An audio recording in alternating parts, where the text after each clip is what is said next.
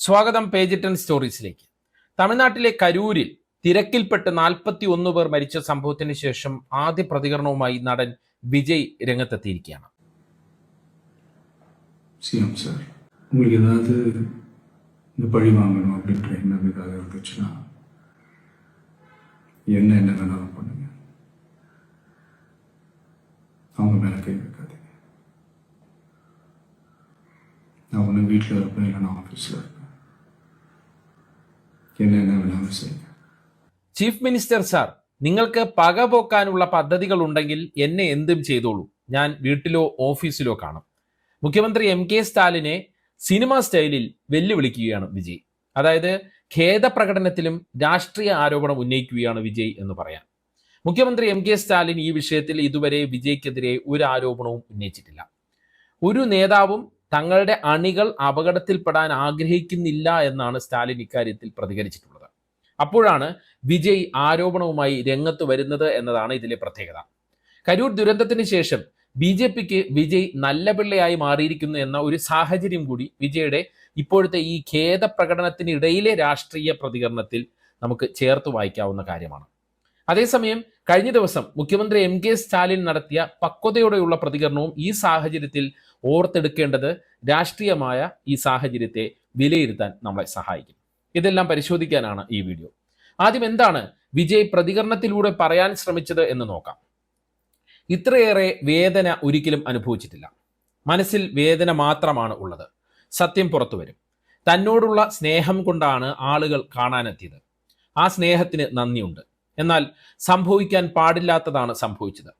ജനങ്ങളുടെ സുരക്ഷയ്ക്കാണ് പ്രാധാന്യം. അതിനാൽ തന്നെ സുരക്ഷ കണക്കിലെടുത്ത് പരിപാടി നടത്താൻ അനുയോജ്യമായ സ്ഥലത്ത് അനുമതി തേടിയാണ് പോലീസിനെ സമീപിച്ചത്. പോലീസ് അനുവദിച്ച സ്ഥലത്താണ് പ്രസംഗിച്ചത്. 5 ജില്ലകളിലെ റാലികളിൽ ഒരു കുഴപ്പവും ഉണ്ടായിരുന്നില്ല. കരൂരിൽ മാത്രം എങ്ങനെ പ്രശ്നമുണ്ടായി? കരൂരിൽ നിന്ന് പോയത് സംഘർഷ സാഹചര്യം ഉണ്ടാകാതിരിക്കാൻ വേണ്ടിയാണ്. അതായത് വിജയ് നേരത്തെ കരൂരിൽ നിന്ന് പോയതിനെ കുറിച്ചാണ്, ആ ഒരു ദുരന്ത സാഹചര്യത്തിൽ അവിടെ നിൽക്കാതെ പോയതിനെ കുറിച്ചാണ് ഈ പ്രതികരണം. തൻ്റെ രാഷ്ട്രീയ യാത്ര ഇതുകൊണ്ട് അവസാനിക്കില്ല, അത് തുടരും. തന്നെ പിന്തുണച്ച എല്ലാ രാഷ്ട്രീയ നേതാക്കൾക്കും നന്ദി. എത്രയും വേഗം കരൂരിലേക്ക് പോയി ജനങ്ങളെ കാണും. ഇതുകൂടാതെ നമ്മൾ ആദ്യം പറഞ്ഞ വെല്ലുവിളിയും വിജയ് നടത്തി. വിജയുടെ സംഭാഷണത്തെ ചുരുക്കി പറഞ്ഞാൽ കരൂരിൽ നടന്ന കാര്യത്തിൽ രാഷ്ട്രീയ ഗൂഢാലോചനയുണ്ട്. സ്ഥലപരിമിതിയുള്ള പ്രദേശമാണ് പോലീസ് അനുവദിച്ചത്. മറ്റ് സ്ഥലങ്ങളിൽ പരിപാടി നടത്തിയപ്പോൾ ഒരു കുഴപ്പവും ഉണ്ടായില്ല. പക്ഷേ കരൂരിൽ മറ്റെന്തോ നടന്നു. കരൂരിൽ നിന്ന് പോയത് പ്രശ്നങ്ങൾ ഉണ്ടാക്കും എന്നതുകൊണ്ടാണ്. ഒപ്പം മുഖ്യമന്ത്രിയും സംഘവും TVKയോട് പക വീട്ടുകയാണ്. അതായത് വ്യക്തമായി DMKയെയും മുഖ്യമന്ത്രി MK സ്റ്റാലിനെയും ലക്ഷ്യമിടുകയാണ്, ആക്രമിക്കുകയാണ് വിജയ് എന്ന് തന്നെ നമുക്ക് ഈ പ്രസ്താവന നോക്കിക്കാണുമ്പോൾ ഒരു ഖേദപ്രകടനത്തിന് അപ്പുറം വായിക്കാൻ പറ്റുക. അതേസമയം കരൂർ ദുരന്തത്തിന് ശേഷം മുഖ്യമന്ത്രി MK സ്റ്റാലിൻ ജനങ്ങളെ അഭിസംബോധന ചെയ്തത് എങ്ങനെയാണെന്ന് കൂടി നോക്കണം. ദുരന്ത സാഹചര്യത്തെ എങ്ങനെ നേരിടണമെന്നും രാഷ്ട്രീയ എതിരാളികളെ എങ്ങനെ കൈകാര്യം ചെയ്യണമെന്നും സ്റ്റാലിന്റെ സംഭാഷണത്തിലൂടെ നമുക്ക് മനസ്സിലാക്കാൻ പറ്റും. അദ്ദേഹം പറഞ്ഞ ഒരു വാചകമാണ് ഞാൻ നേരത്തെ സൂചിപ്പിച്ചത്.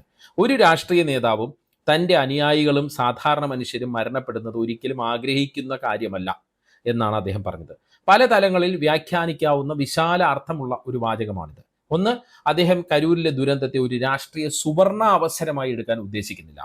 ഈ വാചകത്തിന്റെ പ്രധാന ഗുണഭോക്താവാകുന്നത് ഒരുപക്ഷെ തനിക്കോ തൻ്റെ മകനോ ഭാവിയിൽ എതിരാളിയാകാൻ പോകുന്ന വിജയ് ആണെന്ന് സ്റ്റാലിന് നന്നായി അറിയാം. എന്നിട്ടും പക്വതയോടെയുള്ള ഒരു പ്രതികരണമാണ് സ്റ്റാലിൻ നടത്തിയത്. വിജയ്ക്ക് മാനുഷികതയുടെ ആനുകൂല്യം നൽകാൻ സ്റ്റാലിൻ ഇവിടെ തയ്യാറാകുന്നു. ഈ വീഡിയോ സന്ദേശത്തിൽ ഒരിടത്തും സ്റ്റാലിൻ വിജയെ അല്ലെങ്കിൽ ആരെയും കുറ്റപ്പെടുത്തുന്നില്ല എന്നതും ശ്രദ്ധേയമാണ്. നമുക്കറിയാം, തമിഴ് രാഷ്ട്രീയം വലിയ രീതിയിലുള്ള വ്യക്തിവിദ്വേഷത്തിൻ്റെയും പകയുടെയും വിളനിലമാണ്.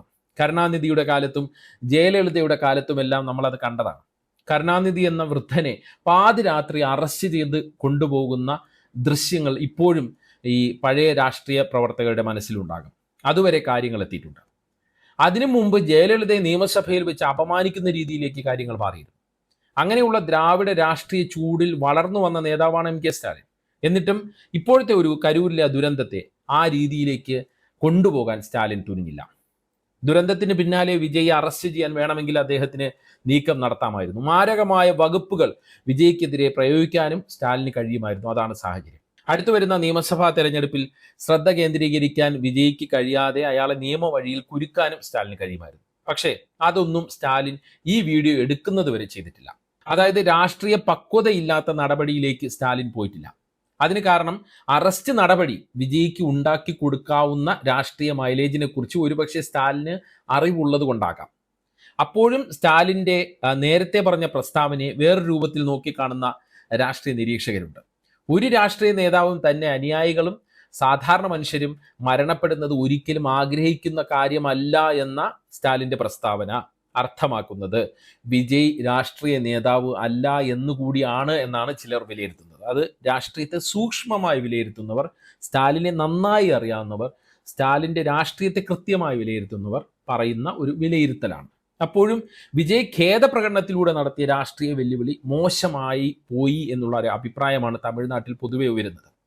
ദുരന്തമുണ്ടായപ്പോൾ ഓടിയെത്തി വേണ്ട കാര്യങ്ങൾ ചെയ്ത മുഖ്യമന്ത്രിയെ വെല്ലുവിളിക്കേണ്ടിയിരുന്നില്ല എന്നാണ് ചിലർ പറയുന്നത്. അത് വിജയുടെ രാഷ്ട്രീയ പക്വതയില്ലായ്മ വീണ്ടും കാണിക്കുന്നുവെന്നാണ് ചില രാഷ്ട്രീയ നിരീക്ഷകർ തന്നെ അഭിപ്രായപ്പെടുന്നത്. കഴിഞ്ഞ ഏതാനും മാസങ്ങളായി തുടരുന്ന രാഷ്ട്രീയ റാലികളിലെല്ലാം സ്റ്റാലിനെയും കുടുംബത്തെയും വ്യക്തിപരമായി ആക്രമിക്കാനാണ് വിജയ് ശ്രമിച്ചുകൊണ്ടിരുന്നത്.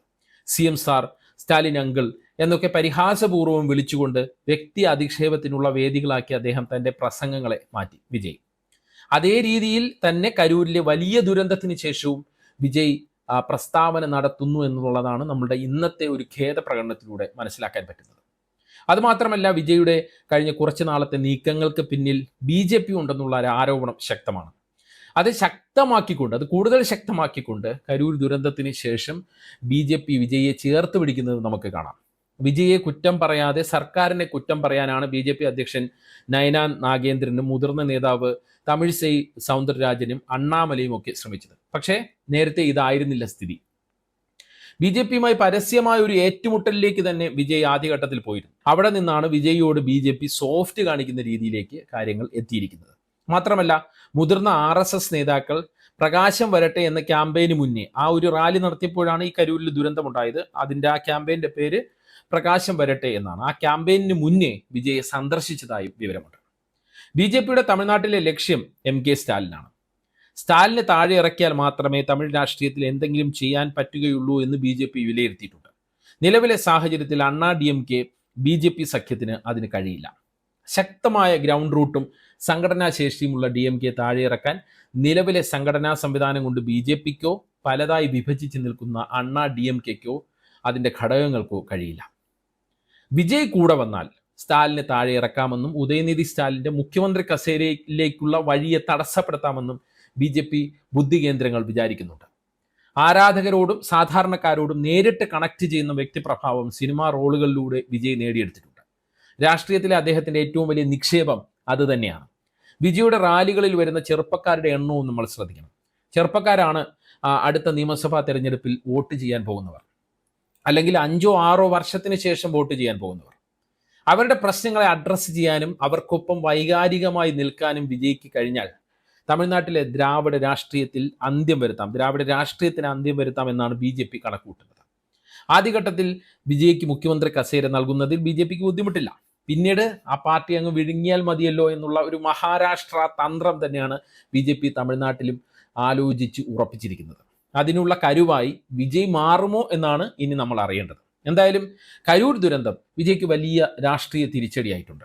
അതിൽ നിന്ന് DMKയ്ക്ക് മേൽ ഗൂഢാലോചന ആരോപിച്ചും സുരക്ഷാ മുൻകരുതൽ എടുത്തില്ല എന്നുമൊക്കെ പറഞ്ഞ് കരകയറാനാണ് BJP കേന്ദ്രങ്ങൾ വിജയിയോട് നിർദ്ദേശിച്ചിരിക്കുന്നത്.